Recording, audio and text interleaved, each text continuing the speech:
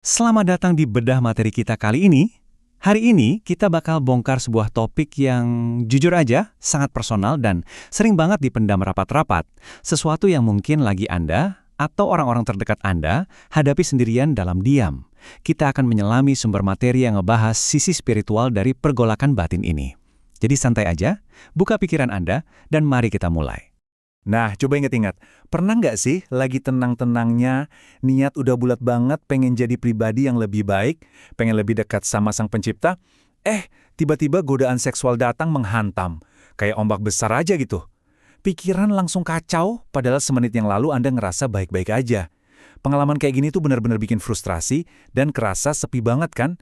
Anda mungkin ngebatin, kok datangnya justru pas aku lagi pengen berubah sih? Perasaan itu valid banget. Dan yang paling penting yang harus Anda tahu, Anda sama sekali nggak sendirian ngalamin ini. Bagian 1. Serangan rohani yang tersembunyi. Oke, disinilah kita butuh sedikit ubah cara pandang. Apa yang Anda rasain itu sama sekali bukan kebetulan loh. Orang-orang sering bilang, itu cuma hormon aja, atau sekedar dorongan biologis. Tapi materi kita hari ini menyoroti hal yang beda. Ini tuh serangan rohani yang udah dikalkulasi dengan sangat rapi. Tujuannya bukan cuma main-main sama tubuh Anda, tapi emang dirancang khusus buat melemahkan roh Anda dari dalam. Ini serangan langsung ke jiwa, nyari celah pas hati kita lagi lengah-lengahnya. Bayangin aja kayak lagi tarik tambang di dalam diri kita.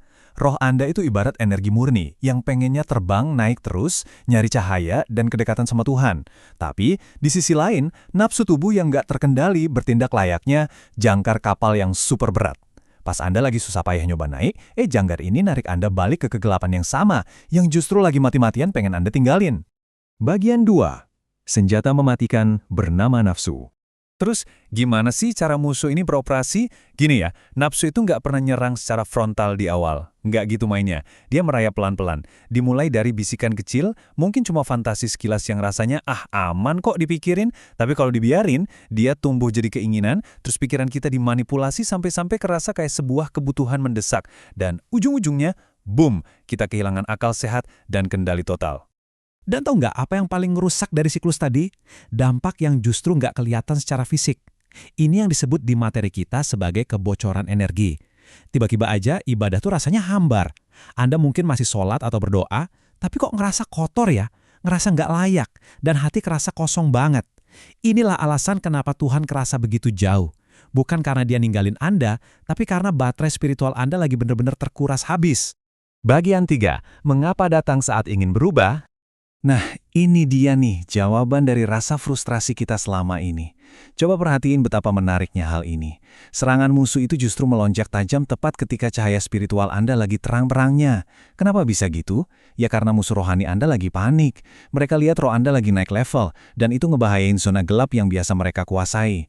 Jadi, serangan yang rasanya kayak badai ini sebenarnya adalah bukti nyata kalau Anda tuh lagi melangkah ke arah yang benar. Tapi ingat, musuh ini cerdik banget. Mereka nggak bakal buang-buang energi nabrak benteng iman Anda yang lagi kokoh-kokohnya. Mereka nyusupnya lewat celah terkecil di emosi kita. Pas Anda lagi kesepian tengah malam, pas lagi capek, takut, merasa nggak berharga, atau pas luka masa lalu lagi kumat. Di momen-momen rapuh inilah mereka menanamkan hasrat itu. Seolah-olah itu murni keinginan Anda sendiri. Padahal mah bukan. Bagian 4. Bahaya mengabaikan rasa bersalah. Sekarang kita masuk ke sebuah peringatan penting. Kita sering banget mikir kalau rasa bersalah itu semacam hukuman berat yang bikin malu kan? Tapi materi yang kita bedah ini memutarbalikkan pemahaman itu dengan sangat indah.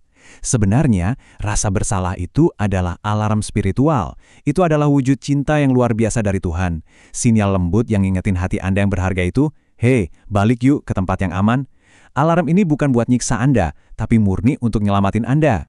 Nah, bahaya sesungguhnya itu muncul pas kita mulai nekat nyabut kabel alarm tadi. Kalau Anda terus-terusan mengabaikan rasa bersalah, pelan-pelan hati Anda bakal mati rasa. Suara hati yang tadinya jernih ngasih peringatan, lama-lama jadi samar dan hilang. Kalau udah kebas, Anda masuk ke tahap selanjutnya, nyari-nyari pembenaran. Mulai deh nipu diri sendiri, nggak apa-apalah sesekali ngelakuin ini. Padahal itu kebiasaan yang ngancurin diri sendiri. Saya pengen Anda benar-benar berhenti bentar dan meresapi kutipan ini. Satu sinar cahaya dari Allah lebih kuat daripada seluruh kegelapan nafsu. Seburuk apapun keadaannya, segelap apapun perasaannya saat ini, kegelapan di hati Anda itu bukan akhir dari segalanya. Sekecil apapun niat buat balik, satu tetes saja rasa penyesalan, itu udah cukup buat ngancurin ilusi kabut tebal nafsu dalam seketika. Benar-benar sekuat itu. Bagian 5. kemenangan rohani, dan kedekatan Allah. Di titik inilah, kita bisa membalikkan pergumulan terberat Anda jadi sebuah kebangkitan. Poin krusialnya begini, kelemahan Anda itu sebenarnya adalah pintu masuk menuju kekuatan terbesar Anda. Fakta bahwa titik syahwat ini diserang habis-habisan, berarti disitulah letak potensi tertinggi Anda. Kalau Anda berhasil menguasai titik terlemah ini, percayalah, itu bakal berbalik jadi benteng spiritual Anda yang paling kokoh. Dan efek kalau Anda berhasil nahan godaan itu, wah luar biasa banget. Ini bukan cuma soal ngindarin dosa ya, ini tuh tindakan aktif, sebuah kemenangan masif di alam rohani. Waktu Anda berhasil nolak godaan, Anda lagi ngebuktiin kalau roh Anda lah sang bos yang ngendaliin tubuh Anda.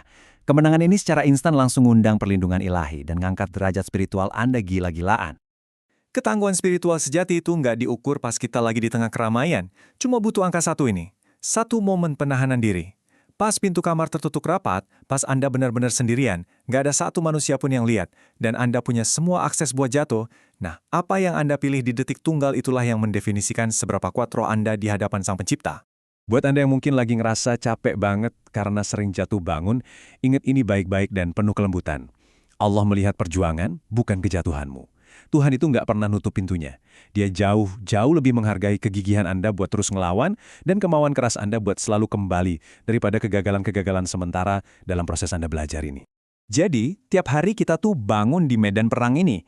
Pertanyaannya sekarang, apakah Anda bakal terus ngebiarin kegelapan nafsu jadi jangkar yang nahan Anda di bawah? Ataukah Anda bakal pakai momen godaan ini buat milih cahaya, bertarung dan ngangkat roh Anda ke level berikutnya? Anggap aja pertarungan batin ini sebagai perjalanan heroik Anda buat ngerebut kembali kendali sejati. Pilihan dan kekuatan itu sekarang benar-benar ada di tangan Anda.